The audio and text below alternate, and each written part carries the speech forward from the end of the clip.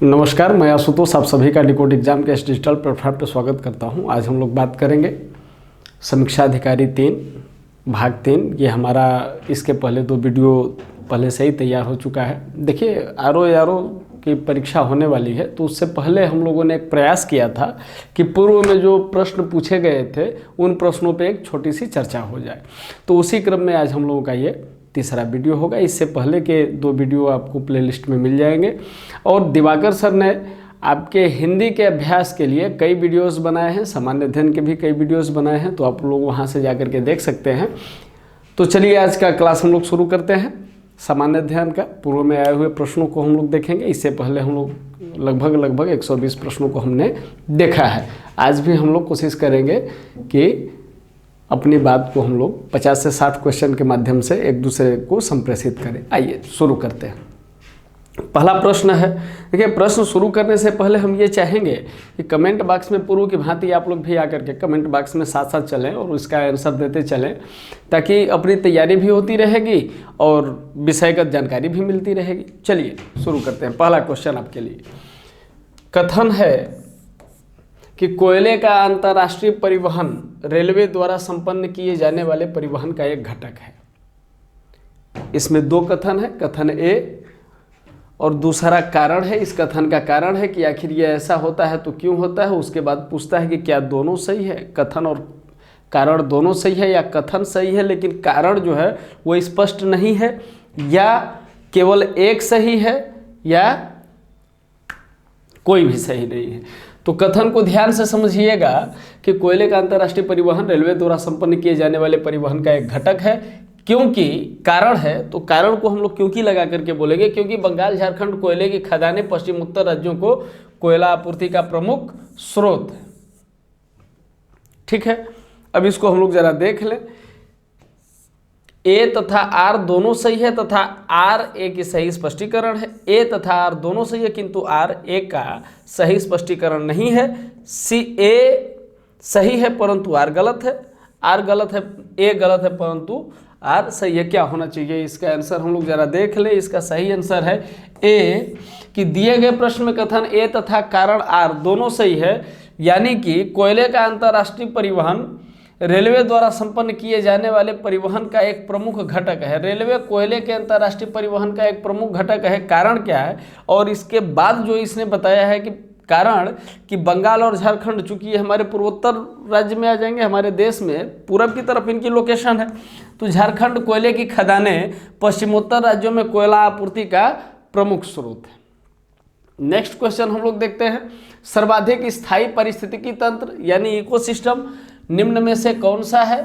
सबसे स्थायी, स्थायी और अस्थायी दोनों के बारे में हम लोग जान रहे हैं। तो स्थायी परिवहन, स्थायी पारिस्थितिकी, सबसे ज़्यादा जो स्थायी पारिस्थितिकी वो कहाँ है, मरुस्थल में है, सागर में है, पर्वत में है या वन में है, जिसमें छेड़छाड़ की संभावना बहुत ज़्यादा न हो। तो इसका एक साधारण विकल्प हमारे सामने लग रहा है कि ये महासागर होना चाहिए। इसका आंसर हम लोग देखते हैं। व्याख्या में, इसकी व्याख्या हम लोग देखेंगे, ऑप्शन सी है। व्याख्या हम लोग देखेंगे कि वर्ष 1935 ईस्वी में, थोड़ा सा व्याख्या पर आप लोग फोकस करेंगे क्योंकि इसमें कई फैक्ट दिए गए हैं। तो व्याख्या को जब हम कायदे से समझे रहेंगे तो हमारे साथ कंसेप्ट भी हमारा क्लियर होगा और फैक्ट की भी बहुत समस्या नहीं रहेगी। तो देखिए कि वर्ष 1935 में एजी टांसले द्वारा सर्वप्रथम पारिस्थितिकी तंत्र की संकल्पना प्रस्तावित की गई। यहाँ एक फैक्ट हमको मिल रहा है कि पारिस्थितिकी तंत्र की संकल्पना किसने प्रस्तावित की, तो एजी टांसले ने। कब किया, 1935 में। एजी टांसले के अनुसार पारिस्थितिकी तंत्र को हम लोग थोड़ा समझ लें कि पारिस्थितिकी तंत्र भौतिक तंत्रों का एक विशेष प्रकार होता है जिसकी रचना अजैविक एवं जैविक घटकों से होती है। पारिस्थितिकी तंत्र खुला तंत्र होता है। ये कैसा तंत्र होता है, ये खुला होता है। पृथ्वी के लगभग 71% भाग पर जलीय पारिस्थितिकी तंत्र का विस्तार है, अतः यह तंत्र विश्व के सर्वाधिक क्षेत्र पर फैला है। नेक्स्ट क्वेश्चन, अधिपादप मुख्यतः पाए जाते हैं। पादप, अधिपादप दोनों हम लोग समझ रहे हैं। तो ये कहाँ पाए जाते हैं कि कोड़धारी वनों में, मानसूनी वनों में, सवाना वनस्थली में या विश्वतीय वनों में। अब चूंकि यहाँ ये ऑप्शन दिया हुआ है, ऑप्शन को हम लोग एक बार जरा देख लें कि कोणधारी वन, इसकी ये विशिष्ट प्रकार की जलवायु, मानसूनी वन, इनकी जलवायु अलग है, सवाना वनस्थली और विश्वती वनों में। हम लोगों को ये मालूम होना चाहिए, हम लोग इस चीज़ को जान लें कि अलग अलग, यदि यहाँ इस प्रश्न के उत्तर में हम लोग देखें तो अधिपादक मुख्यतः कहाँ पाए जाते हैं। दरअसल बरसात के दिनों में हम लोग देखते हैं कि ऐसे भी वनस्पतियों का वो प्रभाव हो जाता है, वनस्पतियाँ उग जाती हैं, पेड़ पौधे में छोटे छोटे घास फूस देखने को मिलते हैं। ठीक है, ये ऐसा क्यों होता है, बरसात ज़्यादा होती है। तो यहाँ जो 4 ऑप्शन हमारे सामने दिए गए हैं, इन 4 ऑप्शनों में हम लोग देखते हैं कि विषुवत वृत्त के आसपास का जो एरिया है, जो क्षेत्र है, वहाँ क्या होता है कि वो थोड़ा सा, ग्लोब को हम लोग देखते हैं तो लगता है कि नहीं ये थोड़ा सा उभार है, और इस उभार का परिणाम क्या होता है कि सूर्यातप ज़्यादा मिलेगा। सूर्यातप ज़्यादा मिलेगा तो क्या होगा, वाष्पीकरण ज़्यादा होगा। वाष्पीकरण का परिणाम क्या होगा, बरसात ज़्यादा होगी। वर्षा जब ज़्यादा होगा तो आर्द्रता क्या होगी, ज़्यादा होगी। आर्द्रता ज़्यादा होगी तो क्या होगा, अधिपादप होंगे। अधिपादप होगा तो क्या होगा, जैव विविधता ज़्यादा होगी या कम होगी, ज़्यादा होगी। तो इस हिसाब से हम लोग देखते हैं तो समझ में आता है कि नहीं ये ऑप्शन सही होना चाहिए। आइए इसका आंसर देखते हैं। तो आंसर डी, प्रस्तुत प्रश्न की व्याख्या किस प्रकार है कि उष्णकटिबंधीय क्षेत्रों में मिलते हैं जहां 200 सेंटीमीटर वर्षा से अधिक वर्षा होती है। लंबे चौड़े पत्ते वाले सदाबहार पेड़ यहाँ की प्रमुख वनस्पति है। नेक्स्ट क्वेश्चन हम लोग देखते हैं, इसमें एक सूची दिया हुआ है, एक सूची ए, एक सूची 2, और दोनों सूचियों को मिलाने के बाद यहाँ कूट दिया हुआ है और इसी के आधार पर हमें सही उत्तर देखना है। लकड़ी के खिलौने कहाँ बनते हैं, इधर ऑप्शन दिया हुआ है। खेल का सामान कहाँ है, ऑप्शन में बरेली दिया हुआ है। पीतल की मूर्तियाँ वाराणसी दिया हुआ है, और दिया सलाई कहाँ दिया हुआ है, मथुरा दिया हुआ है। तो यहाँ हमको अब ये एक चीज़ देखना है कि इसका तालमेल कैसे होगा, कौन सी जगह कहाँ बनती है। तो ये ऑप्शन आपके सामने है और ये कूट आपके सामने है। इसका आंसर मैं आपसे चाहूँगा। आइए इसका आंसर देखते हैं, सही आंसर क्या है। तो इसका सही आंसर है डी, लकड़ी के खिलौने कहाँ मिलेंगे, वाराणसी। खेल का सामान मेरठ, पीतल की मूर्तियां मथुरा, और दिया सलाई बरेली। नेक्स्ट क्वेश्चन हम लोग चलते हैं। नेक्स्ट क्वेश्चन भी सेम इसी टाइप का है। यहाँ उत्पाद है और यहाँ क्षेत्र है। जूट कहाँ होता है, चाय कहाँ होता है, रबर कहाँ होता है और गन्ना कहाँ होता है। देखिए जब 4 ऑप्शन दिए रहते हैं और 4 ऑप्शन में कभी कभी एक ट्रिक काम कर जाता है कि आपको ये पता है कि इसका सही उत्तर चुनना है, तो ये 4 ऑप्शन में जरूरी नहीं कि आपको चारों ऑप्शन आ रहे हों। जब चारों ऑप्शन आपको नहीं आ रहे हो तो कम से कम 2 तो आएंगे, 3 आएंगे। 3 नहीं आ रहा है, 2 आ रहा है, 2 नहीं आ रहा है तो 1 आ रहा है। 1 यदि आपको ये पता है कि गन्ना उत्तर प्रदेश में होता है और चाय आसाम में होता है, तो इस हिसाब से बी का 1 होना चाहिए और डी का 4 होना चाहिए। तो यहाँ अब हम लोगों को ये देखने की जरूरत है कि इस बी का 1 यहाँ दिया हुआ है और यहाँ भी दिया हुआ है, लेकिन डी का 4 केवल यहाँ दिया हुआ है, यहाँ नहीं दिया हुआ है। ठीक है, सी और डी ऑप्शन हमारे पहले ही खत्म हो चुके हैं। तो अब ऑप्शन ए और ऑप्शन बी हमारे पास बचा विकल्प में।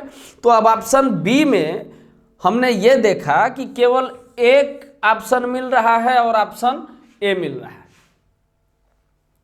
ठीक, तो जब ऑप्शन ए मिल रहा है तो इस तरीके से हम अपने आंसर को जांचने की कोशिश करेंगे तो हमें पता चला कि ऑप्शन ए हमारा सही है। इसका मतलब कि इस ट्रिक के आधार पर हम एग्जाम को क्रैक करने की कोशिश कर सकते हैं।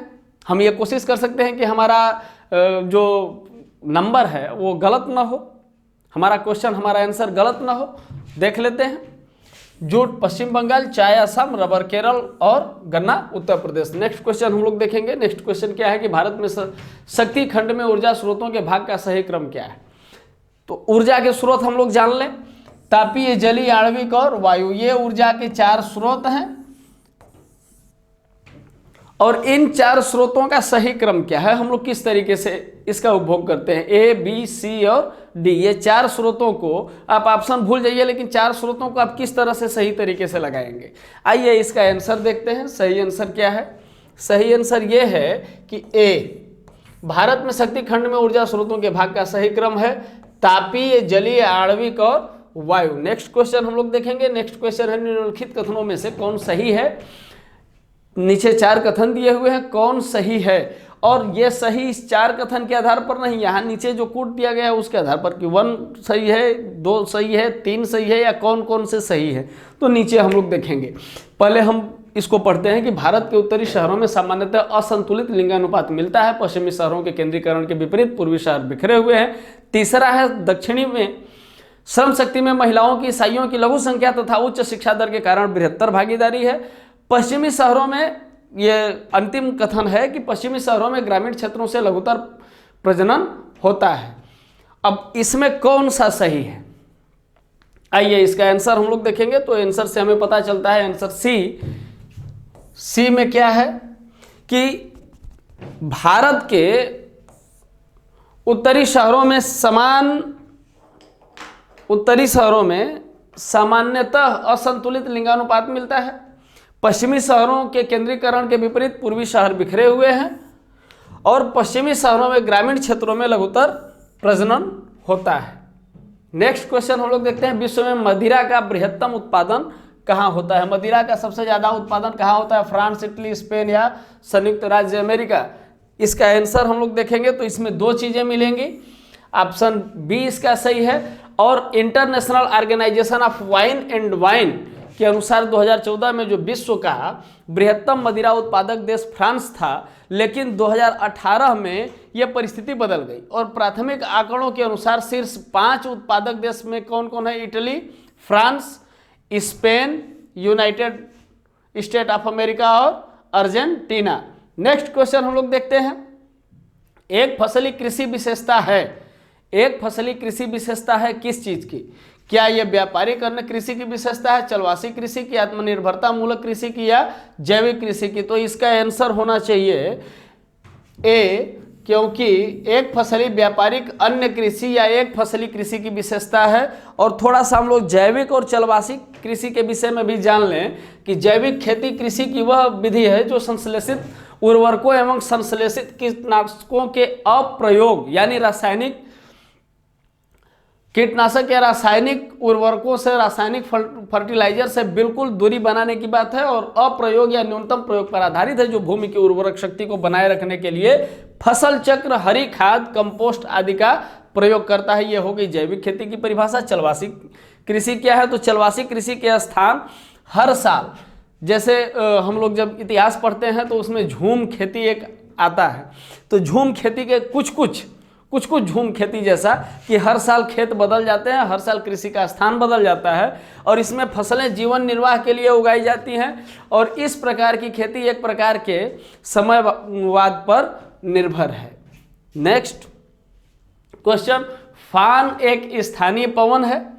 जैसे हमारे यहाँ स्थानीय पवन कौन सी है, आप लोग जवाब देंगे कमेंट में, मैं वेट करता हूँ कि भारत की स्थानीय पवन, उत्तर भारत में जो स्थानीय पवन चलती है उसको किस नाम से हम जानते हैं। चलिए इसका आंसर हम लोग देखते हैं ऑप्शन में, चीन, कोरिया, जापान या स्विट्जरलैंड की। तो इसका ऑप्शन हम लोग देखते हैं तो आता है डी, फान स्विट्जरलैंड की एक स्थानीय पवन है। और ये चलती कहाँ से है, तो ये आल्प्स पर्वत के उत्तरी ढाल से नीचे उतरने वाली गर्म और शुष्क हवा है।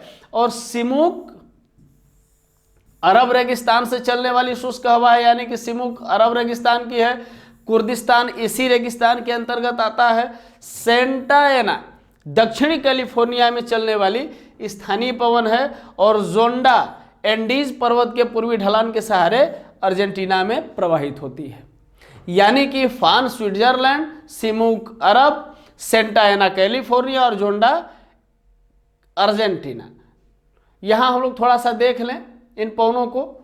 ये पवने हैं संयुक्त राज्य अमेरिका, सिरोको इटली, और ये इस तरीके से हमारे कुछ स्थानीय पवन भी हैं। नेक्स्ट क्वेश्चन हम लोग देखेंगे, विश्व के वन आवरण का सर्वोच्च प्रतिशत संबंधित है।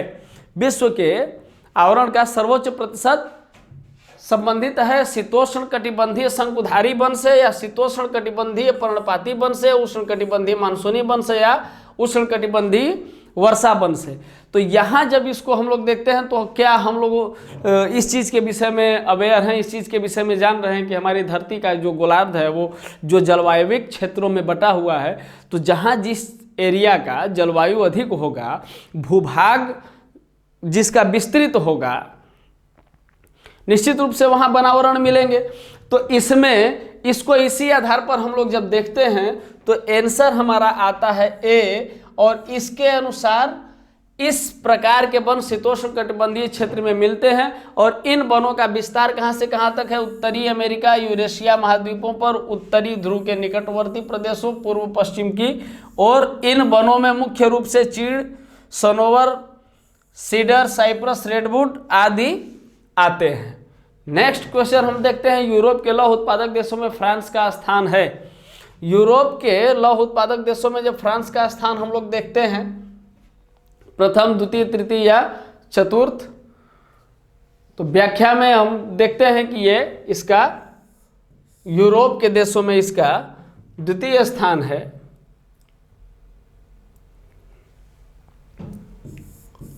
चूंकि विश्व में यदि हम बात करें लौह उत्पादक देशों की, तो प्रथम स्थान चीन का, द्वितीय ब्राजील का, तृतीय ऑस्ट्रेलिया का तथा चतुर्थ भारत का है। लेकिन यदि यूरोप की विश्व की जब हम बात करते हैं तो ये समीकरण बदल जाता है। लेकिन जब हम यूरोप की बात करते हैं तो फ्रांस का स्थान, हालांकि अब सर्वे के अनुसार थोड़ा सा परिवर्तन हुआ है, लेकिन यह उस समय के हिसाब से आंसर इसका सही रहा। पिग आयरन में इसका द्वितीय स्थान है, इसलिए इसको हम ये कर सकते हैं। नेक्स्ट क्वेश्चन हम लोग देखते हैं, सूची 1 और सूची 2 को सुमेलित करिए। सूची दिया हुआ है, इसको सुमेलित करना है। इधर जो है जगह का नाम दिया हुआ है और यहाँ किस चीज़ के लिए प्रसिद्ध है इसका नाम दिया हुआ है। और इसको सुमेलित करने के बाद हमें नीचे कूट का सहारा लेना पड़ेगा। नगोया लौह इस्पात, सलेम हवाई जहाज, लॉस एंजिल्स सूती वस्त्र और अबादान तेल शोधन। तो यहाँ फिर हम लोग उसी ट्रिक का इस्तेमाल करेंगे, और वो ट्रिक कौन सी है? अबादान के नाम से हमें पता चल रहा है कि यहाँ तेल शोधन का कारखाना होना चाहिए। तो डी का 4 हमें किस में मिल रहा है? डी का 4 केवल एक ऑप्शन में मिल रहा है हमें तेल शोधन के लिए। तो जब डी का 4 एक ऑप्शन में मिल रहा है तो लॉस एंजिल्स हमें किसके लिए प्रसिद्ध है? ये भी हम लोग जान रहे हैं, हवाई जहाज के लिए। सी, तो यहाँ 2 ऑप्शन मिल रहा है, सी और डी। लेकिन यहाँ जब डी का 4 केवल एक ऑप्शन में मिल रहा है तो 2 ऑप्शन को ऑब्जर्व करने के बाद हमें यह पता चलता है कि ये डी अप्रॉक्सीमेट सही है। अब इसका सही आंसर हम लोग देखेंगे तो पता चलता है कि इसका सही आंसर डी ही है। इसका मतलब हम लोगों की ट्रिक कारगर है। तो जब ट्रिक कारगर है तो उसी के आधार पर हम लोग देख लें कि नगोया लौह इस्पात, सलेम इसके लिए, अबादान और तेल शोधन के लिए। नेक्स्ट क्वेश्चन हम लोग देखते हैं, निम्नलिखित में से कौन से देश अम्लीय वर्षा से सर्वाधिक प्रभावित होते हैं? किस देश में सर्वाधिक वर्षा होती है? कनाडा, नॉर्वे, स्वीडन या यूनाइटेड किंगडम। ये 4 ऑप्शन दिए गए हैं और नीचे कूट दिया गया है। केवल एक देश नहीं पूछ रहा है, क्या 1 और 2 यानी कनाडा, नॉर्वे। बी में दिया है क्या कनाडा और यूनाइटेड किंगडम, या सी में दिया है कि कनाडा, नॉर्वे और ये स्वीडन, या नॉर्वे, स्वीडन और यूनाइटेड किंगडम। तो इसको हम लोग देख लेते हैं, इसका आंसर हम लोग देख लेते हैं, सी होगा। और अम्लीय वर्षा को हम लोग जान लें, 5.0 pH मान से कम वर्षा वाले जो वर्षा होती है उसे हम अम्ल वर्षा कहते हैं, जिसे अम्लीय अवसाद, एसिड डिपोजिशन भी कहा जाता है। अम्ल वर्षा का मुख्य कारण जो होता है वो क्या क्या होता है, थोड़ा सा इसके विषय में हम लोग जान लें कि अम्ल वर्षा के लिए मुख्य कारक जो होता है वो सल्फर डाइऑक्साइड और नाइट्रोजन डाइऑक्साइड होता है। ये गैसें रिफाइनरीज, खनिज तेलों जैसे डीजल, पेट्रोल व कोयला आदि के जलने से निकलती हैं, और विश्व के अमेरिका, कनाडा, स्वीडन व नॉर्वे देश अम्ल वर्षा से सबसे ज़्यादा प्रभावित होते हैं। तो अब नेक्स्ट क्वेश्चन हम लोग देखेंगे कि सूची 1 सूची 2 को सुमेलित करिए। इसमें सुमेलन का बड़ा क्वेश्चन दिया हुआ है, तो सुमेलन को लेकर के हमें अपने ट्रिक को लेकर के अवेयर हो जाना चाहिए। मुझे लगता है कि हम लोग इसके पहले के वीडियो में भी उसका काफ़ी अभ्यास किए हैं, इसमें भी हम लोग काफ़ी अभ्यास किए। तो अब ये आपके सामने इसका आंसर हम आपसे चाहेंगे कि रबर का उत्पादन कहाँ होता है, कहवा कहाँ होता है, जैतून और गन्ना। और ये नीचे कूट दिए गए हैं, थोड़ा सा ध्यान से आप लोग देख लें, फिर हम आगे बढ़ते हैं। हाँ जी, चलिए, इसका सही आंसर है बी, रबर मॉरिशस, कहवा इटली, जैतून कोलंबिया और गन्ना मलेशिया में। नेक्स्ट क्वेश्चन हम लोग देखते हैं, कुल भौगोलिक क्षेत्रफल के संदर्भ में वनों का उच्चतम प्रतिशत मिलता है। मतलब ये जो प्रदेश हैं भारत के, इनका जो कुल भौगोलिक क्षेत्रफल है, कुल एरिया है, इस कुल एरिया का सबसे ज्यादा, मतलब इनका एरिया कुछ भी हो, कितना किलोमीटर का विस्तार है मतलब उससे नहीं है, इनका एरिया को 100%, इनके एरिया को 100%, इनके एरिया को 100% और इनके एरिया को 100% मान लिया गया। तो जब ये 100% मान लिया गया तो अब ये जानना चाह रहा है कि इसका कितना परसेंट वन है, इसका कितना परसेंट वन है, इसका कितना परसेंट वन है और इसका कितना परसेंट वन है, और जिसका सबसे ज़्यादा परसेंटेज होगा वही इसका सही आंसर होगा।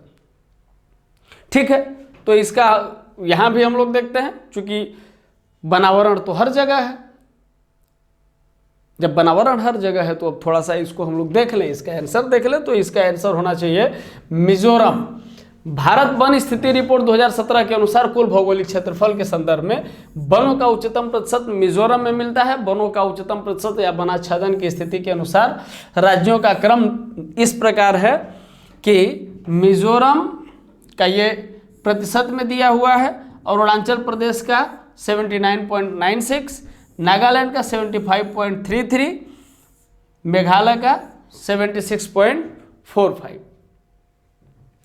अब आइए हम लोग देख लेते हैं थोड़ा सा खनिज उत्पादन से रिलेटेड क्वेश्चन को, कि भारत में 2 अग्रगण्य कोयला उत्पादक राज्य हैं। कौन कौन से राज्य हैं जो कोयला का उत्पादन करते हैं, जो अग्रणी हैं? झारखंड उड़ीसा, झारखंड छत्तीसगढ़, छत्तीसगढ़ मध्य प्रदेश, मध्य प्रदेश था आंध्र प्रदेश। तो इसका सही आंसर है बी, कोयले को ईंधन खनिज भी कहते हैं। और चूंकि यहाँ पर रासायनिक तौर पर कोयले में कार्बन होता है जो न केवल इसे रंग प्रदान करता है बल्कि इसकी ऊष्मीय क्षमता को भी निर्धारित करता है। उष्णता और अशुद्धता के आकार पर कोयले को यहाँ 4 भागों में विभाजित किया गया है, पीट, लिग्नाइट, बटुमिनस और anthracite.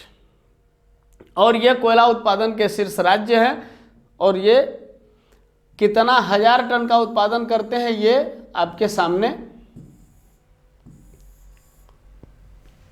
Chhattisgarh 1,27,95 ton, 1,13,91 ton Jharkhand में, उड़ीसा में 1,12,917 टन, मध्य प्रदेश में 75,590 टन, आंध्र प्रदेश में 50,469 टन। नेक्स्ट क्वेश्चन है, निम्नलिखित में से कौन एक सुमेलित नहीं है? कौन एक सुमेलित नहीं है, यानी कि इधर दर्रे हैं और इधर राज्य है, कौन सा दर्रा किस राज्य में पड़ता है, हमें इसके विषय में बताना होगा।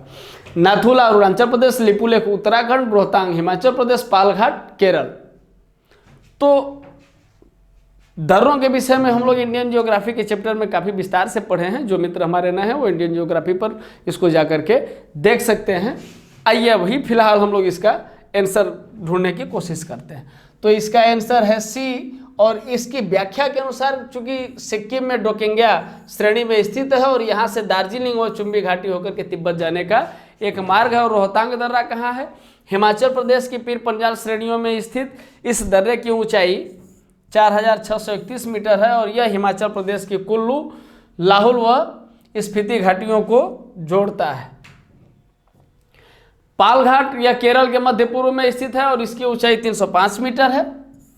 यह नीलगिरी तथा अन्नामलाई पहाड़ियों के मध्य स्थित है। कालीकट त्रिचूर में कोयम्बटूर इरोड के रेल व सड़क मार्ग भी इसी दर्रे से गुजरते हैं। लिपुलेख यह दर्रा भारत चीन सीमा पर उत्तराखंड राज्य के पिथौरागढ़ जिले में अवस्थित है। इस दर्रे का उपयोग कैलाश मानसरोवर यात्रा के लिए किया जाता है। नेक्स्ट क्वेश्चन हम लोग देखेंगे कि पश्चिमी घाट की नदियां डेल्टा का निर्माण नहीं करती हैं। पश्चिमी घाट की नदियां, चूंकि जब हम लोग नदी तंत्र पढ़ रहे थे तो हमने पढ़ा कि पूर्व वाहिनी जो बंगाल की खाड़ी में गिरने वाली नदियां हैं वो डेल्टा बनाती हैं, लेकिन पश्चिम वाहिनी नदियां एस्चुअरी का निर्माण करती हैं। कारण क्या है? तो यहाँ इसने कथन तो दे दिया जो अभी हम लोग बात किए, तो इसका कारण ये बता रहा है कि वे छोटे मार्ग से तीव्र गति करते हुए, तीव्र गति से उनका मार्ग अपेक्षाकृत छोटा होता है और इनकी गति काफ़ी तेज होती है और यह कड़ी चट्टानों से होकर के गुजरती है। तो अब यहाँ पर दे दिया है कि ए तथा आर दोनों सही है, तथा आर ए का सही स्पष्टीकरण है। ए तथा आर दोनों सही है, किंतु ए सही व्याख्या नहीं करता। ए सही है परंतु आर गलत है, ए गलत है परंतु आर सही है। तो इसका सही आंसर हम लोग देखते हैं कि ए होगा, यानी कि जो कथन है वो भी सही है और जो कारण है वो भी सही है। पश्चिमी घाट की नदियां डेल्टा नहीं बनाती है, उसका कारण यह है कि वो तीव्रगामी होती हैं, उनका मार्ग अपेक्षाकृत छोटा होता है और वो कठोर चट्टानों से होकर के गुजरती हैं, इसलिए डेल्टा ना बना करके वो एस्चुअरी का निर्माण करती हैं। नेक्स्ट क्वेश्चन हम लोग देखते हैं कि निम्नलिखित में से कौन सबसे नवीन बलित पर्वत है? विंध्य पर्वत है कि अरावली है कि अन्नामलाई है या शिवालिक है? तो जैसे ही हम लोग इसको देखते हैं, भारत की अवस्थिति विस्तार के बाद हम लोगों ने एक लेसन पढ़ा था पैंजिया और पैंथालासा। उसके बाद हम लोगों ने देखा था पृथ्वी का भूगर्भिक इतिहास। तो पृथ्वी के भूगर्भिक इतिहास में हमने देखा था कि विंध्य और अरावली और अन्नामलाई का निर्माण पहले ही होता है, चूँकि अन्नामलाई की लोकेशन हमारी कहाँ है? दक्षिणी प्रायद्वीपीय पठार में है।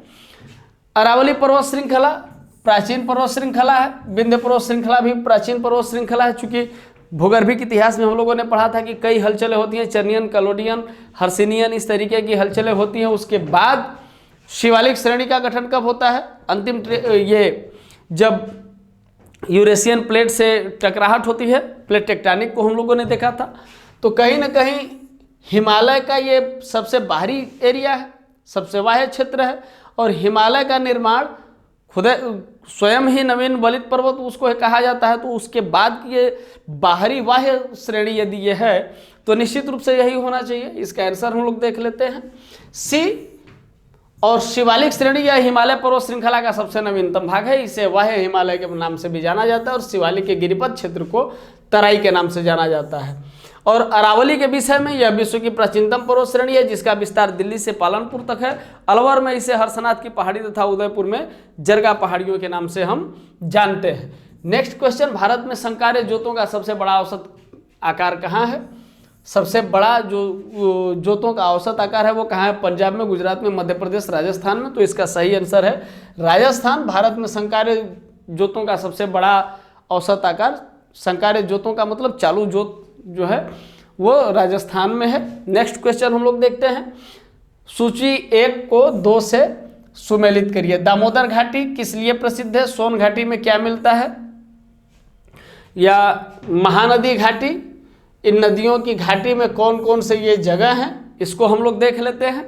कूट आपके सामने है, आइए इसका सही आंसर हम लोग देखने की कोशिश करेंगे। तो दामोदर घाटी बराकर, सोन घाटी उमरिया, गोदावरी सिंगरेनी और महानदी तलचर।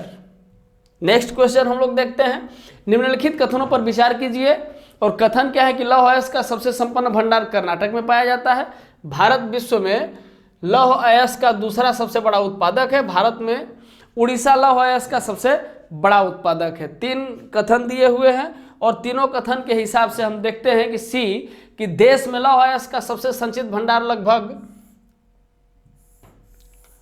28,526 मिलियन टन है, जिसमें प्रथम कर्नाटक, द्वितीय उड़ीसा, तृतीय झारखंड, चतुर्थ छत्तीसगढ़ एवं पंचम आंध्र प्रदेश है। और चूंकि लौह अयस्क उत्पादक राज्यों को हम लोग देख लें तो क्रम क्या बनता है? उड़ीसा, दूसरा छत्तीसगढ़, झारखंड और कर्नाटक। ठीक। नेक्स्ट क्वेश्चन, उधर हमने भंडारण को देखा और उसके बाद हमने उत्पादन को देखा कि भंडारण कहाँ है और उत्पादन में शीर्ष कौन है और भंडारण में कौन शीर्ष है। अब हम लोग नेक्स्ट क्वेश्चन देखते हैं कि भारत के किस राज्य में राजमार्ग की लंबाई सर्वाधिक है? उत्तर प्रदेश, बिहार, मध्य प्रदेश और झारखंड। काफी इजी क्वेश्चन है, आप इसको अपने तर्कों के आधार पर भी दे सकते हैं। आइए इसका आंसर हम लोग देखते हैं। तो इसका आंसर है डी, महाराष्ट्र। प्रांतीय राजमार्गों की सबसे अधिक लंबाई महाराष्ट्र में, इसके बाद क्रमशः गुजरात, कर्नाटक, उत्तर प्रदेश और राजस्थान का नाम आता है, तथा सड़क की कुल लंबाई दृष्टि से भी महाराष्ट्र का प्रथम स्थान है। नेक्स्ट क्वेश्चन हम लोग देखेंगे कि 2007-8 में निम्नलिखित देशों में से किस एक देश का भारतीय आयात में सर्वाधिक हिस्सा था? किस देश से भारत ने सबसे अधिक आयात किया था? संयुक्त राज्य अमेरिका, सऊदी अरब, चीन या स्विट्जरलैंड। तो इसका सही आंसर है सी। 2007-8 में भारत ने चीन से सर्वाधिक आयात किया था। नेक्स्ट क्वेश्चन हम लोग देखेंगे कि निम्नलिखित में से कौन एक क्षेत्र 2009-10 में भारत के आयातों का सबसे बड़ा क्षेत्र था? भारत के आयातों का सबसे बड़ा क्षेत्र कौन था? एशिया तथा आसियान, यूरोप, उत्तरी अमेरिका था कनाडा, दक्षिण अमेरिका या दक्षिण अमेरिका था अफ्रीका। तो इसका सही आंसर है सी, अरे ए, एशिया तथा आसियान। एशिया तथा आसियान का हम प्रतिशत देखते हैं आयात का, तो अकेले एशिया में 58.9% और आसियान को हम देखते हैं तो 10%, और इन दोनों को यदि प्लस कर दिया जाए तो 68.9% यानी कि 69% के आसपास लगभग पहुंचता है। तो 69% के लगभग पहुंचता है, तो एक बहुत बड़ा आयात का अमाउंट हो जाता है एशिया और आसियान से। ठीक है, तो एशिया और आसियान। नेक्स्ट क्वेश्चन हम लोग देखेंगे इसी पर कि अक्टूबर 2009 से कथन दिया हुआ है, नीचे कारण दिया हुआ है, और दोनों का सामंजस्य बैठाना है। कभी कभी होता यह है कि कथन भी हमको सही लगता है, कारण भी सही लगता है, लेकिन कारण एक्चुअल में कथन के अकॉर्डिंग है कि नहीं, और जो रीजन है, जो कारण दिया हुआ है, वो उस कथन को सही तरीके से परिभाषित करता है कि नहीं, हमें इस पर फोकस करना है। तो इसके आंसर से, इस क्वेश्चन के आंसर से ज़्यादा इंपॉर्टेंट ये है आपका ये कॉन्सेप्ट क्लियर होना और आपका ये एटीट्यूड क्लियर होना कि कथन भी यदि सही है और कारण भी सही है, तो कारण सही व्याख्या कर रहा है कि नहीं कथन की, ये हमें ध्यान रखना है, और यहाँ ये आप सावधानी रखेंगे। चलिए, अक्टूबर 2009 से फरवरी 2010 तक भारत में मुद्रास्फीति दर ऋणात्मक हो गई। ठीक है, मुद्रास्फीति दर कम हो गई यानी ऋणात्मक हो गई। जो मुद्रास्फीति की दर हमारी बढ़ रही थी वो ऋणात्मक हो गई। तो इसके पीछे कौन सा कारण मुख्य रहा? क्या वो कारण यह था कि वैश्विक बाजार में पेट्रोल का मूल्य $140 प्रति बैरल से घट करके $30 प्रति बैरल रह गया? देखिए, ये भी सही है कि 2009-10 में मुद्रास्फीति ऋणात्मक हो गई, और यह भी सही है कि इसी समय बाजार में, वैश्विक बाजार में पेट्रोल का मूल्य घटा। ठीक है, लेकिन क्या इसके घटने से यह ऋणात्मक हो गया? अब इसका आंसर हम लोग देखेंगे, तो इसका आंसर है बी, क्योंकि दोनों सत्य है, परंतु आर जो है ए का सही स्पष्टीकरण नहीं है। इसका मतलब यह है कि केवल कच्चे तेल का दाम गिर जाने से वैश्विक मार्केट में मुद्रास्फीति की दर में कमी नहीं आई, बल्कि इसका कारण कुछ और है। तो इस तरीके से हमें चीज़ों को कोरिलेट करना पड़ता है। नेक्स्ट क्वेश्चन हम देखेंगे कि निम्न कथनों पर विचार कीजिए। कथन ए, भारत में अमीर व गरीब दोनों ही कुपोषित हैं। मतलब जो अमीर है वो भी कुपोषित है, जो गरीब है वो तो लाचार है, उसके सामने मजबूरी है। लेकिन ऐसा नहीं कि अमीर के सामने मजबूरी नहीं है, उसके सामने भी मजबूरी है, उसके पास खाने का समय ही नहीं है। इसलिए वो क्या करता है, तो हम लोग देखते हैं इसका कारण कि अमीर गलत भोजन खाते हैं और गरीब रूखा सूखा खाता है। मतलब इनके पास समय नहीं है तो ये कुछ भी खा लेंगे, गलत भोजन कर लेंगे, और गरीब के पास खाने के लिए ही नहीं है तो ये रूखा सूखा खाता है। ये कथन है कि ये अमीर भी कुपोषित है और गरीब भी कुपोषित है। तो गरीब का कारण अलग है, अमीर का कारण अलग है। तो मुझे लगता है कि ये सही होना चाहिए। तो इसका आंसर है ए। देखिए, इस तरीके के बिल्कुल प्रैक्टिकल क्वेश्चन भी आपसे कम से कम हमने देखा है, जो प्रीवियस ईयर के क्वेश्चन को हमने देखा है। तो इस तरीके के प्रैक्टिकल क्वेश्चन जिनका आंसर केवल और केवल आप अपने विवेकानुसार दे सकते हैं, वो बिल्कुल फैक्ट की तरह आपसे पूछे गए हैं, और 5 से 7 क्वेश्चन ऐसे हैं। तो आपको अपने आसपास की चीज़ों पर भी बड़ा कॉन्शियस होना पड़ेगा। तो इसका सही आंसर ए है, और स्पष्टीकरण है कि भारत में अमीर व गरीब दोनों ही कुपोषित हैं, क्योंकि अमीर गलत खाना खाता है, खाने का समय नहीं है, कुछ भी खा लिया बाहर जाकर के, और गरीब रूखा सूखा भोजन करता है, उसके पास खाने के लिए नहीं है, एक के पास टाइम नहीं है, एक के पास खाने के लिए नहीं। नेक्स्ट क्वेश्चन हम लोग देखते हैं कि भारतीय दलहन अनुसंधान संस्थान स्थापित है लखनऊ में, जबलपुर में, कानपुर में या नई दिल्ली में? इसका सही आंसर हम लोग देखेंगे और कुछ अन्य अनुसंधानों को भी देखेंगे। भारतीय दलहन अनुसंधान कानपुर में स्थापित है, और इसके साथ कुछ अन्य अनुसंधान कहाँ कहाँ है उसको जरा हम लोग देख लें। तो भारतीय चावल शोध संस्थान CRRI की स्थापना कब हुई? 1946 ईस्वी में भारत सरकार ने उड़ीसा राज्य के कटक में स्थापित किया। राष्ट्रीय कृषि अनुसंधान प्रबंधन अकादमी हैदराबाद में अवस्थित है। केंद्रीय शुष्क भूमि अनुसंधान संस्थान हैदराबाद में। इंडियन ब्यूरो ऑफ माइंस का मुख्यालय नागपुर में अवस्थित है। नेक्स्ट क्वेश्चन हम देखेंगे, बीज परीक्षण मूलतः किया जाता है शुद्धता के लिए, जमाव के लिए, नमी की मात्रा हेतु और उपरोक्त सभी। तो जो लोग किसान परिवार से हैं उनको ये पता होगा कि ये तीनों ऑप्शन इसमें शामिल होते हैं। ऑप्शन डी, बीजों का परीक्षण मूलतः दी गई सारी विधियों के माध्यम से किया जाता है। नेक्स्ट क्वेश्चन हम देखेंगे, अब फिर आ गए हम लोग जनगणना पे, कि जनगणना 2001 के अनुसार उत्तर प्रदेश में महिला और पुरुष संख्या का अनुपात था, कितना अनुपात था? 878 महिलाएं प्रति 1000, 898 महिलाएं प्रति 1000 पुरुष। 918 महिलाएं प्रति 1000 पुरुष और 928 महिलाएं प्रति 1000 पुरुष। तो इसका सही आंसर हम लोग देखेंगे कि 2001 के अनुसार क्या था।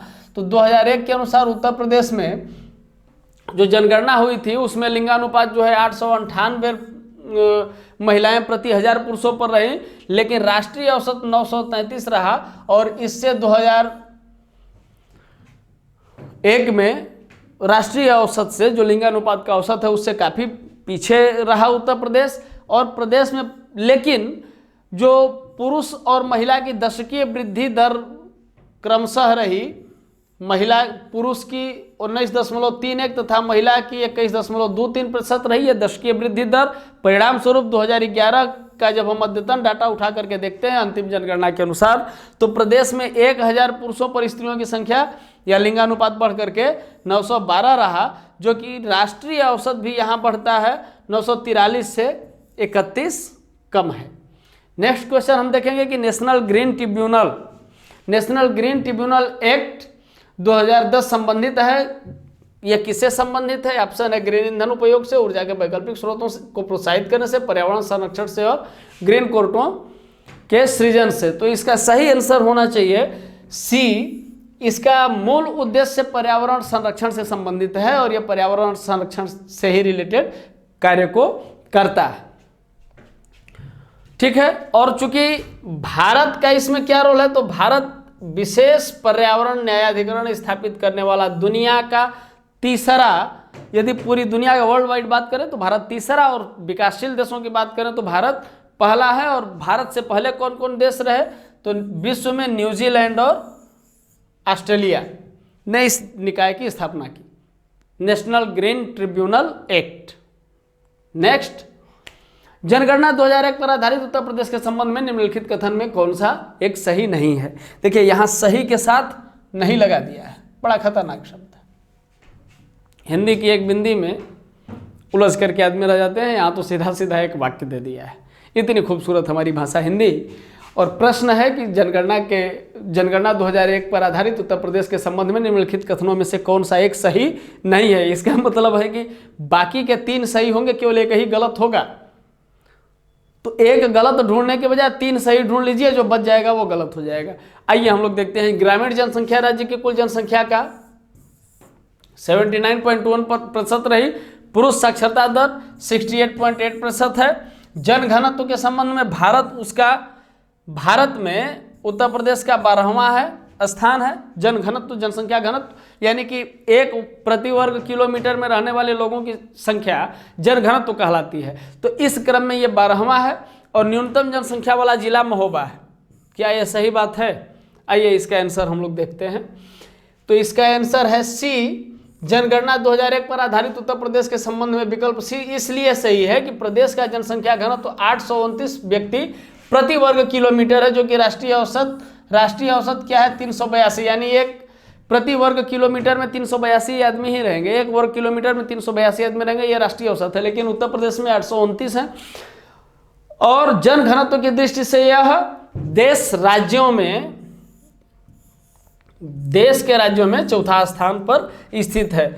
जनसंख्या घनत्व वाले 5 जिले कौन कौन से हैं?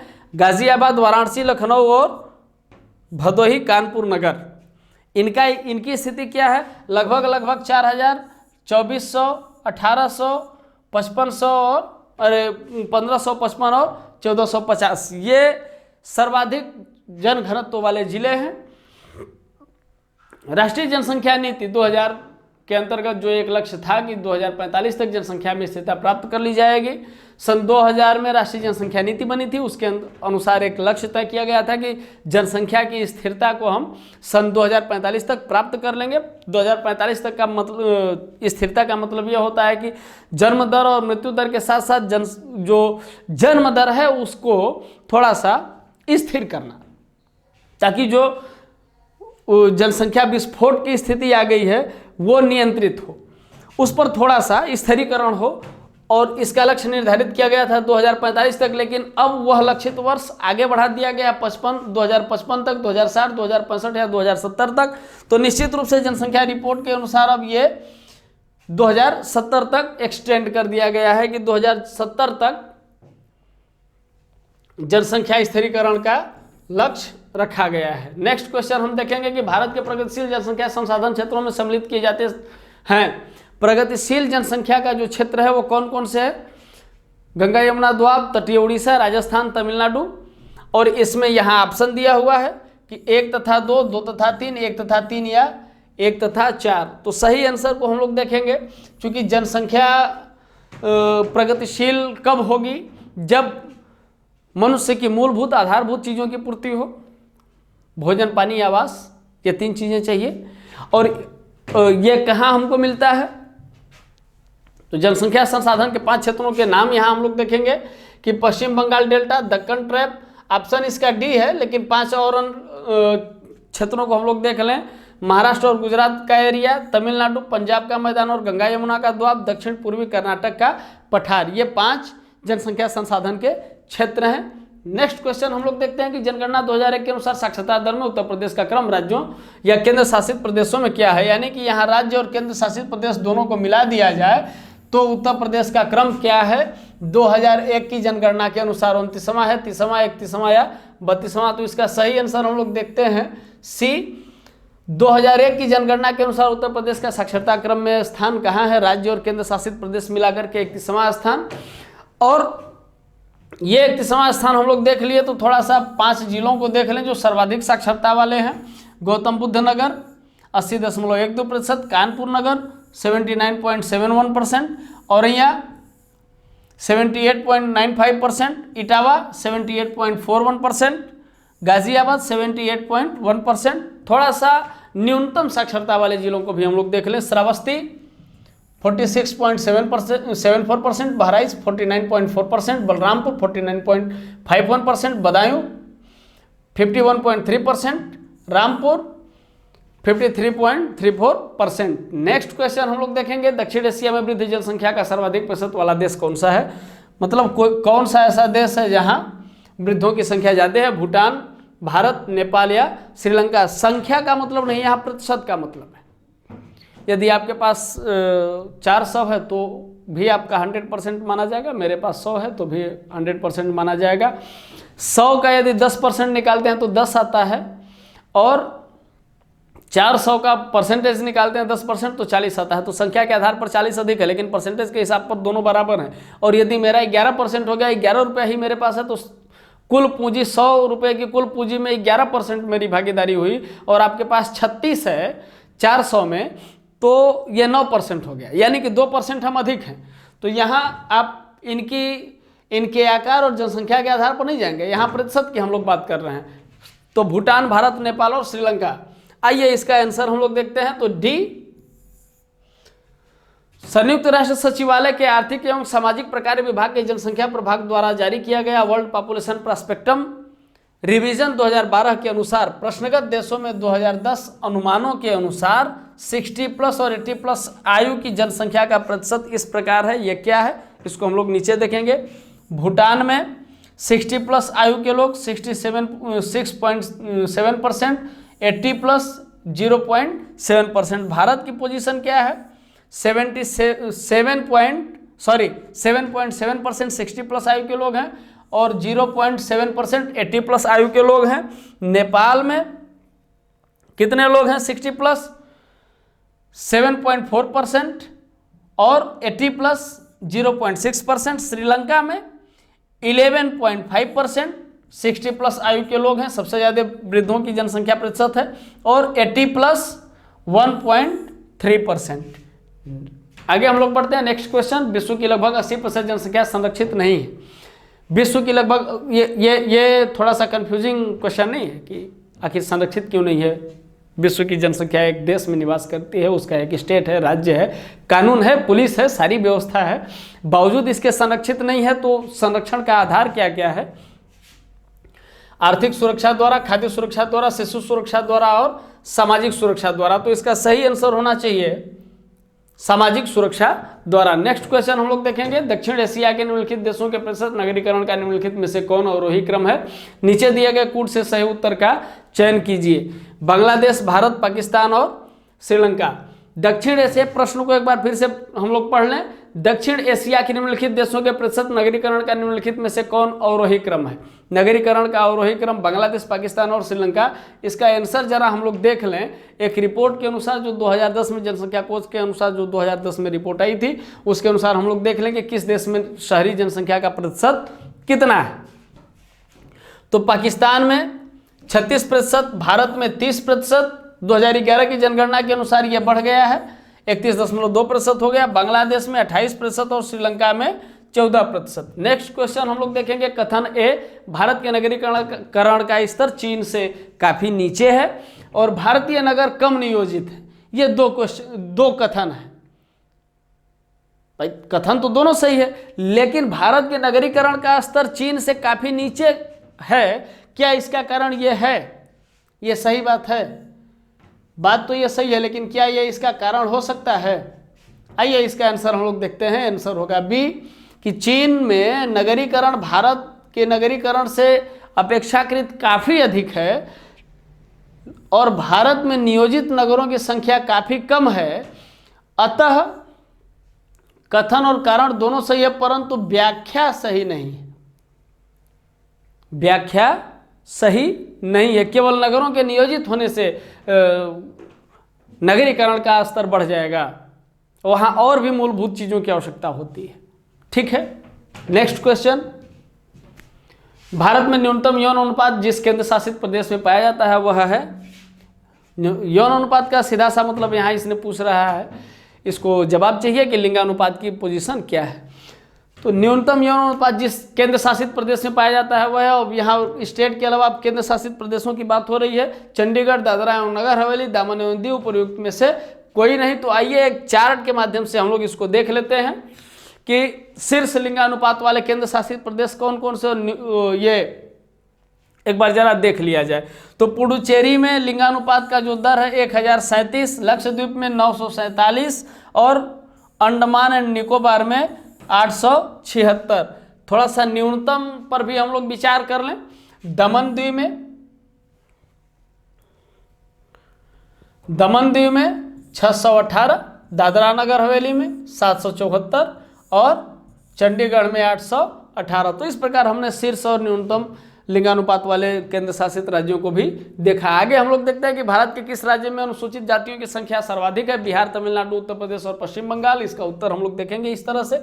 सी होगा, भारत में शीर्ष 5 अनुसूचित जाति जनसंख्या वाले राज्यों का क्रम है। उत्तर प्रदेश, पश्चिम बंगाल, बिहार, तमिलनाडु और आंध्र प्रदेश, ये इनका क्रम है। सबसे ज्यादा उत्तर प्रदेश में, फिर पश्चिम बंगाल, बिहार, तमिलनाडु, आंध्र प्रदेश। और निम्नतम अनुसूचित जाति जनसंख्या वाले राज्यों का क्रम है वो किस तरह से है? मिजोरम, नागालैंड, अरुणाचल प्रदेश। नेक्स्ट क्वेश्चन हम देखेंगे। निम्नलिखित में से किस महिला क्रांतिकारी ने दीक्षांत समारोह में अपनी उपाधि ग्रहण करते समय अंग्रेज कुलाधिपति पर ही गोली चलाई थी? शांति घोष, सुनीति चौधरी, बीना दास और कल्पना दत्त या कल्पना जोशी। तो इसका आंसर है सी। थोड़ा सा आंसर के आलोक में एक व्याख्या हम लोग देख लें कि शांति देवी और सुनीति चौहान आखिर उतनी हिम्मत आई कहाँ से। तो दिसंबर 1931 में बंगाल की 2 स्कूली छात्राओं ने, शांति घोष और सुनीति चौधरी ने, एक जिला अधिकारी को ही गोली मार दी। और फरवरी 1932 में बीना दास ने दीक्षांत समारोह में जब उपाधि ग्रहण कर रही थी, उसी समय अंग्रेज गवर्नर का अर्थ है यहाँ कुलाधिपति पर गोली चलाई थी। कुलाधिपति का अर्थ तो आप समझ रहे हैं, उन्हीं पर इन्होंने दीक्षांत समारोह में जब ये वो कर रही थी, उस पर इन्होंने गोली चला दी थी। नेक्स्ट क्वेश्चन हम देखेंगे कि 1857 के निम्नलिखित क्रांतिकारियों में से क्रांतिकारियों का नाम दिया है और एक नाम यहाँ दिया है कि रामचंद्र पांडुरंग वास्तव में किसका नाम था, किसका वास्तविक नाम था? आइए हम लोग देखते हैं सही आंसर। तो सही आंसर तत्या टोपे आता है और तत्या टोपे के विषय में हम लोग जानते हैं कि 1814 से 1859 ईस्वी ये महान क्रांतिकारी तत्या टोपे और भारतीय विद्रोह के प्रमुख नेता थे। नाना साहब के विषय में हम लोग थोड़ा सा जान लें कि कानपुर में 5 जून 1857 के विद्रोह की शुरुआत हुई और यहाँ पर पेशवा बाजीराव द्वितीय के दत्तक पुत्र थे नाना साहब धंधुपंत। इन्होंने विद्रोह को नेतृत्व प्रदान किया जिसमें उनकी सहायता तत्या टोपे ने की थी। नेक्स्ट क्वेश्चन हम देखेंगे कि निम्नलिखित में से कौन एक सुमेलित है? सही सुमेलित है। इधर नाम दिए गए हैं और इधर बुक का नाम दिया गया है। इसको जरा हम लोग देख लें कि Lala Lajpat Rai, poverty and un British rule in India, Dadabhai Naoroji, unhappy India, Rafiq Zakaria, the man who divided India, और Subhash Chandra Bose, the guilty man of India. तो थोड़ा सा अब इसकी व्याख्या हम लोग देखेंगे तो चीज़ें और क्लियर हो जाएंगी। व्याख्या के अनुसार लाला लाजपत राय ने लिखा था किताब, चूंकि प्रश्न के अनुसार विकल्प सी सही है। रफीक जकारिया ने लिखा है the man who divided India, Rafiq Zakaria की यह पुस्तक है। लेकिन बाकी तीन महापुरुष जो हमारे हैं, इन्होंने कौन कौन सी पुस्तक लिखी, इनका संबंध किस पुस्तक से है, उसको हम लोग देख रहे हैं। तो लाला लाजपत राय ने अनहैप्पी इंडिया लिखा, दादा भाई नौरोजी ने poverty and British rule in India लिखा, रफीक जकारिया यह सही आंसर है, और नेताजी ने इंडियन स्ट्रगल लिखा। इसके बाद हम लोग अगले क्वेश्चन पे बढ़ेंगे। निम्नलिखित में से कौन एक कथन मोहम्मद अली जिन्ना के विषय में सही नहीं है?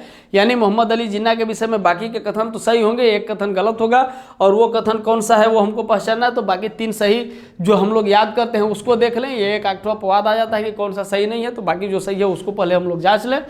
वो द्विराष्ट्र सिद्धांत के समर्थक थे, ठीक है। उन्होंने 1940 के मुस्लिम लीग के लाहौर अधिवेशन की अध्यक्षता की, ये भी ठीक है। असहयोग आंदोलन में इन्होंने भाग नहीं लिया था, ये भी ठीक है, भाग नहीं लिए थे। वे सदैव डायरी रखते थे। यानी कि ये तीन तो हमको पता है कि ये सही है, और ये हमको कन्फ्यूजन लग रहा है। इसका सही आंसर है डी। तीन जो सही है वो सही हमारा हुआ, लेकिन एक जिसमें कन्फ्यूजन था वही सही आंसर, ठीक है। ये डायरी अपने पास नहीं रखते थे, बाकी सारे कथन इनके सही हैं। नेक्स्ट क्वेश्चन हम लोग देखेंगे कि 1929 के भारतीय राष्ट्रीय कांग्रेस के लाहौर अधिवेशन की अध्यक्षता किसने की? मोतीलाल नेहरू ने, सी आर दास ने, जवाहरलाल नेहरू ने और एस.सी. बोस ने। चूंकि 1929 का लाहौर अधिवेशन बड़ा महत्वपूर्ण भी है रावी नदी के तट पर, चूंकि हम लोग अब उधर नहीं जाएंगे, इसका आंसर लेते हुए हम लोग इधर चलते हैं। मैंने केवल हिंट किया कि आपको याद हो जाना चाहिए। तो सी 1929 के भारतीय कांग्रेस के लाहौर अधिवेशन की अध्यक्षता किसने की? जवाहरलाल नेहरू ने। 1928 को किसने की थी? ये जो कलकत्ता में अधिवेशन हुआ था, मोतीलाल नेहरू ने। 1922 राष्ट्रीय कांग्रेस की का जो अधिवेशन हुआ था, इसकी अध्यक्षता किसने किया? सी आर दास ने।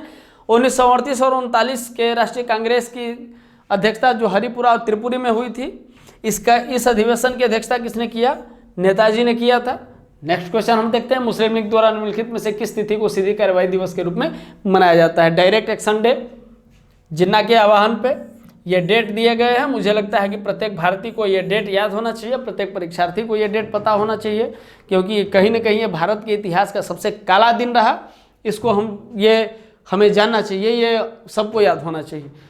इसका आंसर है 16 अगस्त 1946 की तिथि को मुस्लिम लीग द्वारा सीधी कार्यवाही दिवस हेतु नियत किया गया था, और जिन्ना के नेतृत्व में ये डायरेक्ट एक्शन डे मनाया गया। और किस लिए मनाया गया? तो वायसराय ने अंतरिम सरकार बनाने के लिए जवाहरलाल नेहरू को निमंत्रित किया था, इनवाइट किया था कि आप आइए और भारत की अंतरिम सरकार का गठन कीजिए। निम्नलिखित में से भारतीय राष्ट्रीय कांग्रेस के किस अधिवेशन में कांग्रेस अध्यक्ष के चुनाव में सुभाष चंद्र बोस ने पट्टाभी सीतारामैया को पराजित किया था? चूंकि ये इसलिए भी प्रसिद्ध है क्योंकि इसमें पट्टाभी सीतारामैया के हार के बाद हताशा में राष्ट्रपिता महात्मा गांधी ने कहा था कि ये मेरी हार नहीं, ये पट्टाभी सीतारामैया की हार नहीं, ये मेरी हार है। और इसके बाद एक महत्वपूर्ण घटना ये घटी थी कि नेताजी ने अपना त्यागपत्र दिया था। तो ये कौन सा अधिवेशन था? हरिपुरा अधिवेशन 1938 या त्रिपुरी अधिवेशन 1939, लाहौर अधिवेशन 1929 या मद्रास अधिवेशन 1927। तो इन दोनों अधिवेशन में तो नेताजी की अध्यक्षता की बात नहीं है। 1938 और 1939 यही दो अधिवेशन में इनके अध्यक्षता की बात है। आइए हम लोग देखते हैं। थोड़ा सा दोनों अधिवेशनों को हम लोग देख लें कि 38 में कांग्रेस के हरिपुरा अधिवेशन जो गुजरात में होता, सुभाष चंद्र बोस ने पहली बार अध्यक्ष ये निर्विरोध बनाए गए। और 1939 में जो त्रिपुरी अधिवेशन में वो गांधी जी ने पट्टाभी सीतारामैया को समर्थित किया था, इसके हिसाब से ये त्रिपुरी अधिवेशन होता है। पराजित कर कांग्रेस के दूसरी बार अध्यक्ष बने, परंतु कार्यकारिणी के गठन के प्रश्न पर गांधी जी से जो मतभेद हुआ, उन्होंने त्यागपत्र दिया। इसके बाद डॉक्टर राजेंद्र प्रसाद कांग्रेस के अध्यक्ष बने। नेक्स्ट क्वेश्चन हम देखते हैं। आजाद हिंद फौज के अधिकारियों पर लाल किले में चल रहे मुकदमे में उनके पक्ष में निम्नलिखित में से किसने वकालत की थी? आज़ाद हिंद फौज के द्वितीय विश्व युद्ध के बाद, नेताजी के लापता होने के बाद आज़ाद हिंद फौज के जो लोग पकड़े गए, लाल किले में उनके ऊपर मुकदमा चला और उस मुकदमे में पैरवी करने वाले आज़ाद हिंद फौज के बचाव पक्ष के तरफ से किसने पैरवी किया, इसको हम लोग देख लें। CR दास, मोतीलाल नेहरू, M.A. जिन्ना या तेज बहादुर सप्रू। तो कहीं ना कहीं इस टीम का नेतृत्व तेज बहादुर सप्रू ने किया था और लाल किले में ये आज़ाद हिंद फौज के सिपाहियों के प्रसिद्ध मुकदमे में इनके साथ कौन कौन रहे? कैलाशनाथ काटजू, जवाहरलाल नेहरू, भूला भाई देसाई आदि थे और वकीलों के समूह की अध्यक्षता भूला भाई देसाई कर रहे थे। नेक्स्ट क्वेश्चन हम लोग देखेंगे, इनकलाब जिंदाबाद का नारा किसने दिया था? चंद्रशेखर आजाद ने, राम प्रसाद बिस्मिल, भगत सिंह या लाला हरदयाल ने। तो चूंकि इसके विषय में हम लोग जानते हैं कि ये रचना मोहम्मद इकबाल की है, इनकलाब जिंदाबाद की, और इसे नारा का रूप दिया सरदार भगत सिंह ने। महान क्रांतिकारी सरदार भगत सिंह ने इसे नारा का रूप दिया। और इनकलाब जिंदाबाद का संदर्भ, जैसे ही आप इनकलाब जिंदाबाद बोलते हैं, यदि आपके अंदर रोमांच पैदा होता है तो कहीं ना कहीं सरदार भगत सिंह से निश्चित रूप से आप अपना जुड़ाव महसूस करते हैं और वो आपको याद आते हैं। और इस नारे को उन्होंने प्रसिद्ध किया। तो निस्संदेह ये ऑप्शन है। भारतीय संविधान में मूल अधिकारों का विचार लिया गया। देखिए, भारतीय संविधान में तो बहुत सारी चीज़ें कई जगहों से ली गई, अच्छी चीज़ों को ग्रहण करना चाहिए। गुणग्राह्य होना सबसे बड़ी बात है, गुणग्राहिता का। तो संविधान में मूल अधिकारों का विचार लिया गया कहाँ से? ब्रिटेन के संविधान से, आयरलैंड के संविधान से, कनाडा के संविधान से या अमेरिका के संविधान से। अब थोड़ा सा राज्य व्यवस्था को हम लोग देख लेते हैं। तो संविधान की मूल व्यवस्था को देख लें कि ये भारतीय संविधान में सन्निहित मूल अधिकारों की अवधारणा, सर्वोच्च न्यायालय का गठन एवं शक्तियां तथा उपराष्ट्रपति का पद, ये तीनों चीज संयुक्त राज्य अमेरिका से लिया गया। जबकि फ्रांस से गणतंत्र, ब्रिटेन से संसदीय प्रणाली तथा पूर्व सोवियत संघ से मौलिक कर्तव्यों का विचार लिया गया। और भारतीय संविधान का भाग 3 अनुच्छेद 12 से लेकर के 35 मूल अधिकारों के बारे में है। और वर्तमान में भारतीय नागरिकों को 12 से 35 अनुच्छेद के मूल अधिकारों की जो बात करता है उसमें 6 मूल अधिकार प्राप्त हैं। और ये कौन कौन से हैं? समानता, स्वतंत्रता, शोषण के विरुद्ध अधिकार, धार्मिक स्वतंत्रता का अधिकार, संस्कृति तथा शिक्षा संबंधी अधिकार और संवैधानिक उपचारों का अधिकार। नेक्स्ट हम लोग देखेंगे, निम्नलिखित में से कौन भारतीय संविधान के 73वें संशोधन में सम्मिलित है? 73वें संविधान संशोधन के द्वारा क्या हुआ था? जिला पंचायत, ग्राम पंचायत, क्षेत्र पंचायत या नगर पंचायत? 1, 2, 3, 1, 3 एवं 4 या सभी चारों? तो इसका आंसर होना चाहिए बी, क्योंकि ये 1993 में जो संविधान संशोधन हुआ, 73वां संविधान संशोधन के नाम से जानते हैं, इसको संवैधानिक दर्जा प्रदान किया गया संशोधन के द्वारा। और इसके द्वारा ग्राम पंचायत, क्षेत्र पंचायत एवं जिला पंचायत को सम्मिलित किया गया, पंचायती राज की जो बात की गई। और नगर पालिकाओं के लिए व्यवस्था 74वें संविधान संशोधन द्वारा की गई, यानी कि त्रिस्तरीय पंचायत की बात 73वें संविधान संशोधन में, और नगर पालिका की बात जो हुई वो 74वें संविधान संशोधन में। ठीक है। निम्नलिखित मध्ययुगीन शासकों में से कौन एक उच्च शिक्षित था? बलबन, अलाउद्दीन खिलजी, इब्राहिम लोदी या शेरशाह?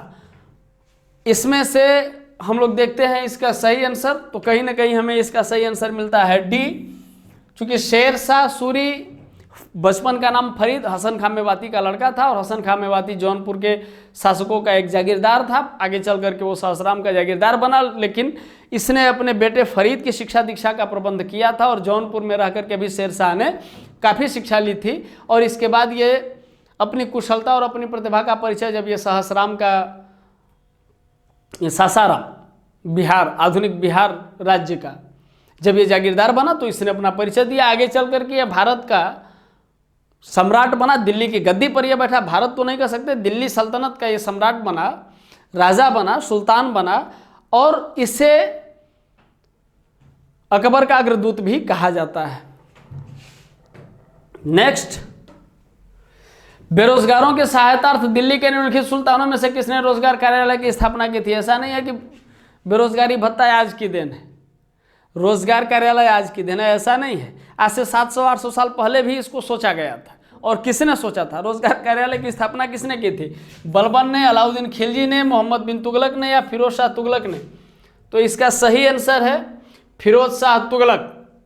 इसका शासनकाल रहा 1351 से 1388 और मोहम्मद बिन तुगलक के बाद यह गद्दी पर बैठा और इसने 3 प्रसिद्ध नगर भी बसाए, हिसार, फिरोजा और जौनपुर। दिल्ली में फिरोजाबाद में फिरोज शाह तुगलक ने एक रोजगार दफ्तर स्थापित किया और इस दफ्तर का, इस कार्यालय का काम था कि बेकार जो व्यक्ति हैं उनको काम दिलाओ।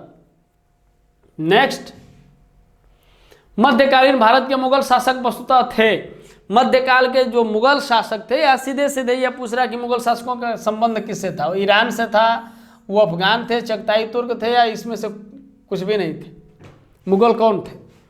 तो इसको जब हम लोग देखते हैं तो मुगल जो है इनका संबंध कहीं ना कहीं सी, ये तुर्कों की एक प्रजाति है चगताई तुर्क, जो चंगेज खां के और ये चंगेज खां और तैमूरलंग का बेसिकली इनका एक बड़ा अनोखा रिलेशनशिप है। तो इनको चगताई तुर्क कहा जाता है और चंगेज खां के द्वितीय पुत्र के नाम पर यह पड़ा, और जिसके अधिकार में मध्य एशिया तथा तुर्कों का देश तुर्किस्तान था। नेक्स्ट क्वेश्चन हम लोग देखेंगे कि मुगल मनसबदारी व्यवस्था के संदर्भ में निम्न कथनों पर विचार कीजिए। मनसबदारी प्रथा किसने शुरू किया था? अकबर ने शुरू किया था। और मनसबदारी प्रथा से जुड़े हुए ये कुछ कथन है, इस पर हम लोग देखेंगे कि जात एवं सवार पद प्रदान किए जाते थे, मनसबदार आनुवंशिक अधिकारी होते थे, मनसबदारों के 3 वर्ग थे, दीवान कार्यालय द्वारा इनको वेतन दिया जाता था। क्या मनसबदारों को वेतन मिलता था? क्या मनसबदारी व्यवस्था आनुवंशिकी थी? ऐसा कुछ था, इसको हम लोग देखते हैं। यह कूट है। नेक्स्ट, इसका आंसर हम देखते हैं कि मनसब का अर्थ है श्रेणी, या इसका सी कथन है। और थोड़ा सा मनसब के बारे में हम लोग जान लें कि मनसब शब्द का अर्थ श्रेणी अथवा पद से था और मनसबदार का अर्थ था उसके अधिकारी से जिसे शाही सेना में पद अथवा श्रेणी प्राप्त थी। अकबर की मनसबदारी व्यवस्था दशमलव प्रणाली पर आधारित थी और अकबर ने अपने अंतिम वर्षों में मनसबदारी व्यवस्था में जात और सवार के पदों को आरंभ किया। Doctor A.L. श्रीवास्तव के अनुसार जात का पद हाथी, घोड़े आदि सभी की संख्या का द्योतक था, जबकि सवार का पद केवल घुड़सवारों की संख्या को निश्चित करता था। और मनसबदारों के 3 वर्ग थे, जिसमें प्रथम श्रेणी के मनसबदार के अंतर्गत वे आते थे जो निर्धारित मनसब की संख्या के बराबर सवार रखते थे। दूसरी श्रेणी में वे मनसब आते थे जिनकी सवार संख्या उनके निर्धारित मनसब का आधा था, आधे से अधिक होती थी, आधा या आधे से अधिक होती थी। और तृतीय श्रेणी में मनसबदार वो आते थे जिनकी सवार संख्या निर्धारित मनसब के आधे से कम होती थी। ये 3 तरीके के मनसबदार होते थे। देखिए, बड़ा खूबसूरत प्रश्न है, बुद्ध को कौशाम्बी किसके राज्यकाल में आए थे? बुद्ध, गौतम बुद्ध किसके काल में? 16 महाजनपद को हम लोग पढ़ते हैं तो बुद्ध के समकालीन, एक प्रश्न आता है कि बुद्ध के समकालीन राजा, यदि गौतम बुद्ध कौशाम्बी आए थे तो वो किसके राज्यकाल में आए थे? शतानिक, बोधि, उदयन या निकक्षु? तो वत्सराज उदयन के विषय में हम लोग जानते हैं और कौशाम्बी वत्स राज उदयन का शासित प्रदेश था, वत्स का एक भाग था। 16 महाजनपदों में कौशाम्बी एक भाग था। तो कहीं ना कहीं मुझे लगता है कि ऑप्शन बी इसका सही होना चाहिए। आपका क्या ख्याल है? आइए इसका आंसर हम लोग देखते हैं। इसका आंसर है ऑप्शन बी। महात्मा बुद्ध वत्सराज उदयन के काल में कौशाम्बी आए थे। यहाँ उन्होंने नवा विश्राम किया और उदयन के पिडोला भारद्वाज प्रभाव से बौद्ध बनने के बाद गोपिताराम बौद्ध विहार भिक्षु संघ को इसने दान किया। और बुद्ध का, चूंकि अब थोड़ा सा बुद्ध के बारे में हम लोग जान लें कि नेपाल की तराई में स्थित कपिलवस्तु लुम्बिनी ग्राम में शाक्य क्षत्रिय कुल में 563 ईसा पूर्व में बुद्ध का जन्म हुआ। और चूंकि बुद्ध के प्रसिद्ध अनुयायी शासकों में बिंबिसार, प्रसेनजीत तथा उदयन थे तथा बुद्ध के प्रधान शिष्य उपाली व आनंद थे। सारनाथ में ही बौद्ध संघ की स्थापना हुई थी। सारनाथ कहाँ? वाराणसी के, काशी क्षेत्र के। ठीक है, इस तरह से आज हम लोगों का ये तीसरा वीडियो प्रश्नोत्तरी श्रृंखला में आज तीसरा वीडियो हम लोगों का समाप्त हुआ। मुझे लगता है कि ये आपके लिए काफ़ी सहायक होना चाहिए और काफ़ी सहायक सिद्ध होगा भी। आज का वीडियो कैसा लगा आप कमेंट करके हमें ज़रूर बताएं। फिर मिलते हैं हम लोग अपने नेक्स्ट वीडियो में, अगले वीडियो में। तब तक के लिए नमस्कार, धन्यवाद।